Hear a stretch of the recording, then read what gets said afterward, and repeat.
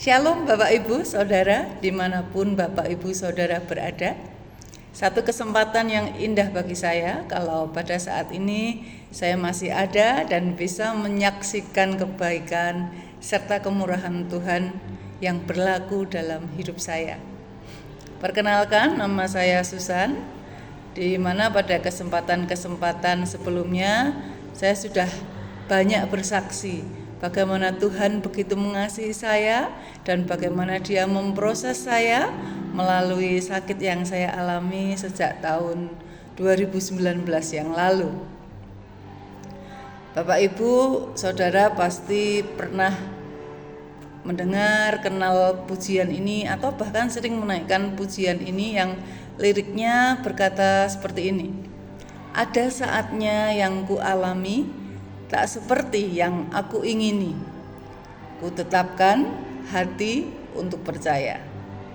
Ada saatnya yang ku hadapi seringkali aku tidak mengerti. Tapi aku memilih untuk tetap setia. Pernah dengar ya Bapak Ibu ya? Nah, kira-kira seperti itulah pergumulan yang saya alami.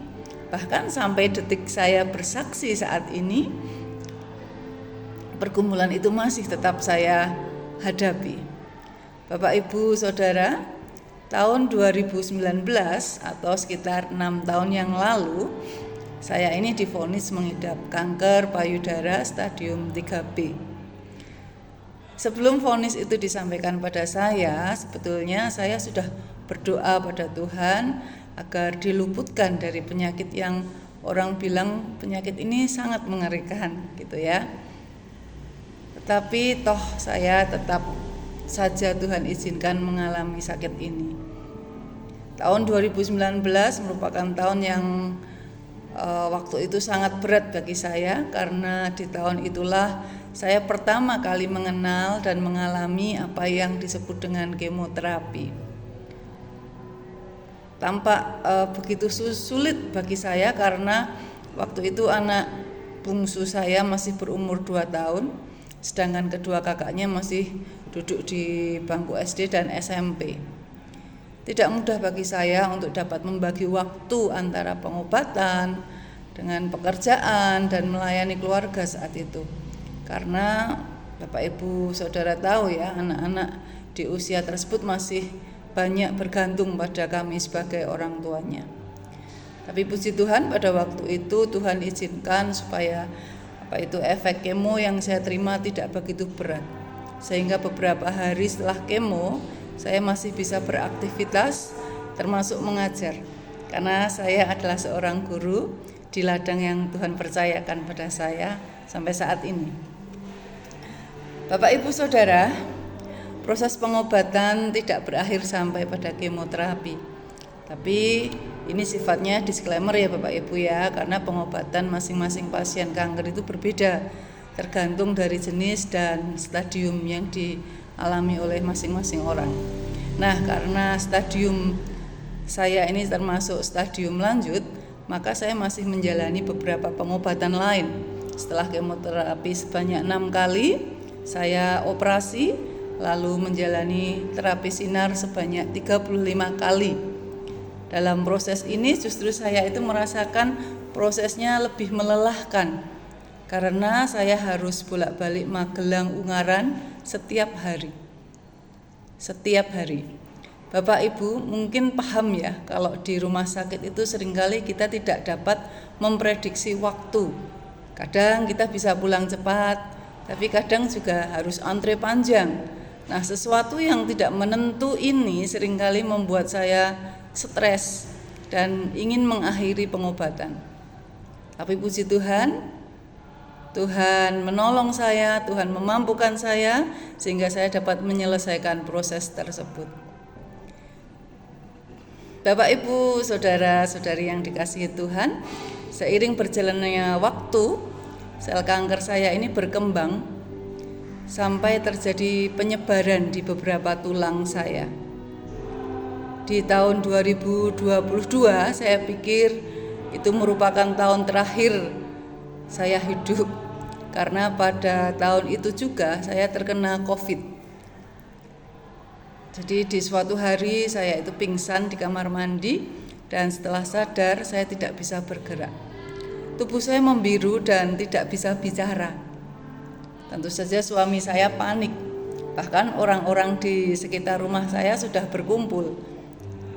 Kami menantikan ambulan yang akan membawa saya ke rumah sakit waktu itu.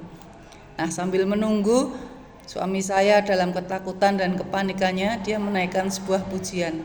Darahnya amat kuasa. Dan memang benar Bapak Ibu, saya membuktikan sendiri kuasa Tuhan bekerja. Dan sebelum ambulan datang, akhirnya saya sudah bisa mulai mengucapkan kata-kata. Dan saya ingat betul kata pertama yang saya ucapkan adalah haleluya, puji Tuhan. Dan setelah itu perlahan-lahan saya bisa menggerakkan tangan saya, kemudian berangsur-angsur badan saya yang tadinya kaku tidak bisa bergerak, akhirnya bisa perlahan-lahan bergerak lagi. Saya mohon pada suami saya supaya saya tidak dibawa ke RS dengan ambulan yang sudah dipesan itu. Saya bilang batalkan saja, saya ingin ada di rumah. Dan saya tahu itu semua adalah kasih karunia Tuhan, kebaikan Tuhan, karena saya bisa melalui fase yang menakutkan dalam hidup saya. Bapak Ibu Saudara yang dikasihi Tuhan, ternyata Tuhan masih terus izinkan saya diproses. Sel kanker yang seharusnya dapat diminimalisir dengan terapi sinar dan kemo oral yang tiada putus, ternyata tetap menyebar. Pada tahun 2023 Tuhan izinkan sel itu menyebar ke kelenjar getah bening saya di area leher. Karenanya saya harus menjalani terapi sinar lagi untuk kesekian kalinya. Selain saya merasa berat di biaya karena harus pulang balik setiap hari, terapi sinar waktu itu terasa sangat menyiksa karena saya mengalami luka bakar di area leher ini. Masih ada bekasnya sampai saat ini. Ini sudah pernah saya saksikan sebelumnya. Bagaimana saya harus berjuang melalui kesulitan ini. Dan meskipun saat itu berbarengan dengan proses operasi suami saya yang waktu itu juga sakit dan harus dioperasi, tapi puji Tuhan, atas pertolongan Tuhan, saya pun bisa melaluinya dengan baik. Di pertengahan tahun 2024, saya ini batuk, Bapak Ibu. Awalnya saya pikir ini batuk biasa, tapi ternyata batuk saya tidak kunjung reda. Bahkan semakin hari semakin menjadi-jadi sampai pernafasan saya terganggu. Lalu setelah melalui beberapa tahap pemeriksaan, dokter menyatakan ada penyebaran sel kanker di paru-paru saya. Dan dokter pun memutuskan agar saya kembali menjalani kemoterapi. Bapak Ibu Saudara, jujur saya sudah lelah menjalani semua rangkaian pengobatan ini. Tapi karena dukungan keluarga, maka saya rela untuk kemudian mengiyakan tindakan tersebut. Berat memang rasanya untuk memulai lagi pengobatan itu dari depan. Dan apa yang terjadi sungguh di luar prediksi saya, Bapak Ibu. Kali ini saya benar-benar dihajar oleh obat kemo yang masuk dalam tubuh saya. Ya tentunya ini juga karena daya tahan tubuh saya sudah tidak sekuat sebelumnya ya. Selama 6 tahun ini kan saya tidak putus berobat, saya mengonsumsi obat kemo juga obat hormon, jadi mungkin daya tahan tubuh saya tidak sebagus dulu. Nah, saya benar-benar dihajar oleh obat kemo ini, dan pada kemoterapi siklus yang kedua ini saya tuh banyak keluar masuk rumah sakit karena sering drop. Entah itu karena tidak ada asupan makanan yang baik dalam tubuh saya, juga karena saya sering muntah dan kondisi lainnya yang disebabkan oleh efek kemo ini. Bahkan selama beberapa bulan saya tergantung pada tabung oksigen karena saya sering sesak napas dan saturasi oksigen saya itu rendah. Sangat tidak mudah bagi saya untuk melalui kemo siklus kedua ini. Dan di sini seringkali iblis mengintimidasi saya dan seolah-olah membujuk saya agar saya kecewa pada Tuhan. Iblis katakan, percuma selama ini kamu setia. percuma selama ini kamu melayani. Toh sama saja kamu belum sembuh kan? Bahkan sekarang kamu lihat, lebih parah kan? Sekarang kamu tidak bisa melakukan hal-hal yang sederhana, bahkan kemana-mana harus dibantu dengan kursi roda. Demikian Bapak Ibu, iblis berusaha mengintimidasi saya. Secara manusia saya akui saya sangat lelah.